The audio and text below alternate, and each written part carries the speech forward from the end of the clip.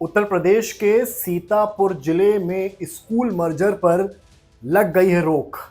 अब आगे क्या? नमस्कार, मैं हूं समर्थ श्रीवास्तव और आप देख रहे हैं यूपी तक। उत्तर प्रदेश में इस वक्त सबसे ज्यादा चर्चा अगर किसी मुद्दे की है तो वो है स्कूल मर्जर की।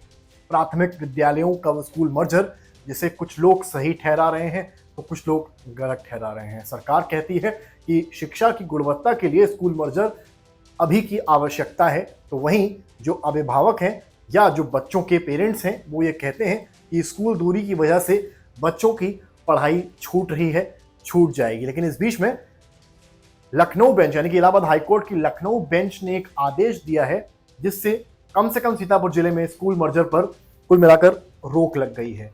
आदेश में क्या कहा गया है वो हम आपको बताते हैं आदेश पढ़कर कि आदेश में क्या कहा गया है, जिससे कहीं ना कहीं ये मामला अब एक बड़ा रूप लेता दिखाई पड़ रहा है। हालांकि ये आदेश केवल सीतापुर जिले तक ही सीमित है। आदेश में कहा गया है कि मुख्य न्यायाधीश जो अरुण भंसाली हैं और न्यायमूर्ति जसप्रीत सिंह हैं, उनकी खंडपीठ ने आदेश में ये कहा है कि जब तक याचिका का अंतिम निर्णय नहीं हो जाता है तब तक कोई मर्जर नहीं होगा और यथास्थिति कायम रहेगी। इसका यह मतलब है कि जितना भी स्कूल मर्जर का प्रोसीजर कम से कम सीतापुर के जिले में चल रहा था उस पर रोक लग गई है और जिन पहले के स्कूल्स में, आसपास के स्कूल्स में बच्चे पढ़ रहे थे वैसे ही पढ़ते रहेंगे। उन्हें अब कई किलोमीटर पार कर दूसरे स्कूल में नहीं जाना पड़ेगा। यानी कि अगर पहले किसी क्लास की स्ट्रेंथ 20 थी, उसकी 20 ही रहेगी। जो मर्जर के बाद 40 हो गई थी, वो प्रोसीजर सीतापुर जिले में फिलहाल नहीं रहेगा। ये इलाहाबाद हाईकोर्ट लखनऊ बेंच की तरफ से आदेश दिया गया है।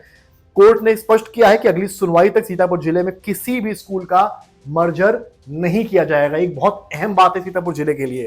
कोर्ट ने सरकार को निर्देश दिया है कि यथास्थिति बनाए रखें और कोई बदलाव ना करें। यानी कि मर्जर को लेकर कोई भी प्रक्रिया सीतापुर जिले में अगले हाईकोर्ट के आदेश तक नहीं हो सकती है।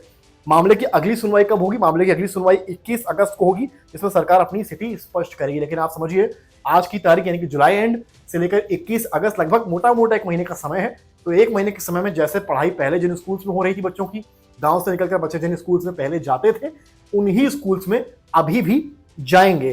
कोर्ट ने सरकार की ओर से दी गई दलीलों और डेटा में विसंगतियों को गंभीरता से लिया है। यानी कि कोर्ट ने कुछ विसंगतियां पाई हैं इस पूरे मामले में और उसको बेहद गंभीर तरीके से हाईकोर्ट यानी कि लखनऊ बेंच ने लिया है। याचिकाकर्ताओं ने कोर्ट में तर्क दिया था कि स्कूलों का मर्जर मुफ्त और अनिवार्य यानी कि आरटीई का उल्लंघन करता है और इससे बच्चों की शिक्षा पर बुरा असर पड़ता है। यानी कि जो दलील सामने से दी गई थी वो यही थी कि ये जो फ्री शिक्षा है उस पर असर डालेगा, आरटीई का उल्लंघन करेगा। कैसे करेगा? दोनों दलीलों को एक बार समझ लेते हैं। जो बच्चे गांव में पढ़ने जा रहे हैं, यूपी तक ने भी रिपोर्ट किया स्पॉट से और ये पाया गया वहां पर कि कई पेरेंट्स ऐसे हैं जो ये कहते हैं कि भाई पहले हमारा स्कूल 4 किलोमीटर 2 किलोमीटर पर था, हम अपने बच्चों को भेज देते थे। बच्चे कई बार दोस्ती में आपस में अकेले भी चले जाते थे, जरूरी नहीं था कि उनके माँ या पिता छोड़ने जाएं स्कूल तक। लेकिन अब क्योंकि स्कूल मर्ज हो गया, 2 किलोमीटर वाला दायरा 5 किलोमीटर हो गया, पैदल चलकर जाना है, हर कोई साइकिल अफोर्ड नहीं कर सकता है, तो वो पैदल चलने का रास्ता जो उन बच्चों के लिए 2 किलोमीटर का था वो बढ़कर हो गया 5 किलोमीटर का। ये एक हमारे लिए समस्या का सबब है। इसके अलावा रास्ते में पड़ता है जंगल। जंगल में कौन सुरक्षा की गारंटी लेगा? छोटे छोटे बच्चे हैं, बच्चियां हैं, उनकी सुरक्षा की गारंटी कौन लेगा? जब स्कूल मर्जर के बाद रास्ते में जंगल पड़ता है, वहां से हमारे बच्चे निकलेंगे तो कौन गारंटी लेगा? असर क्या हुआ? ग्राउंड पर दिखा गया कि जो संख्या बच्चों के स्कूल जाने की थी वो कम हो गई है। कुल मिलाकर यूपी के तमाम जिले, लखनऊ, देवरिया, जहां से रिपोर्ट्स कराए गए, वहां इन्वेस्टिगेशन में, पड़ताल में ये चीजें सामने आई हैं।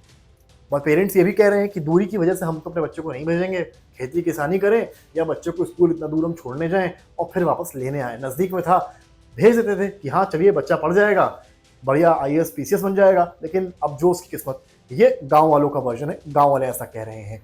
जबकि जो सरकार है वो ये कहती है कि ये गुणवत्ता के लिए करा जा रहा है। यानी कि अगर किसी क्लास में मान लेते हैं कि 10 बच्चे पढ़ रहे थे, वहाँ टीचर्स सरकार को उतने ही लगाने पड़ रहे थे, सैलरी उतनी ही जा रही थी।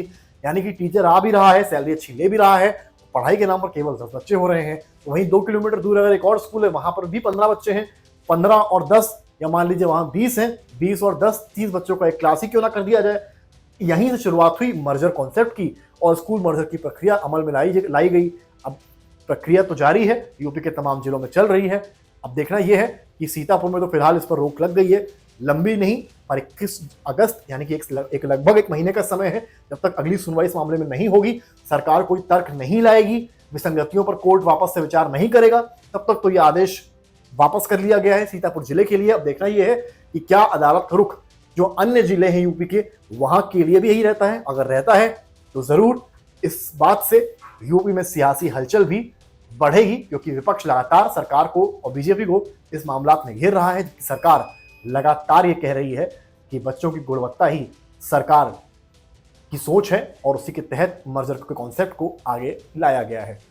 कैमरामैन गौरव गुप्ता के साथ समर्थ श्रीवास्तव, लखनऊ, यूपी तक।